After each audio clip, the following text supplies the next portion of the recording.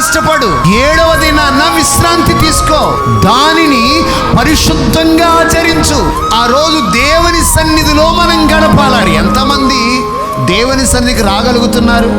దేవుని సన్నిధిలో కూడుకోగలుగుతున్నారు? దేవుని సన్నిధిలో ఉండగలుగుతున్నారు? దేవునికి ఇవ్వవలసిన సమయాన్ని దేవునికి ఇవ్వకుండా నీకు నీవే నీ ఇష్టానుసారమైన పనుల్లో బిజీ అయిపోయావు.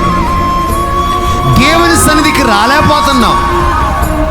అందుకని ప్రభు అంటాడు, దేవుడి పూట నీతో మాట్లాడుతున్నాడు, ఇశ్రాయేలు వినుము.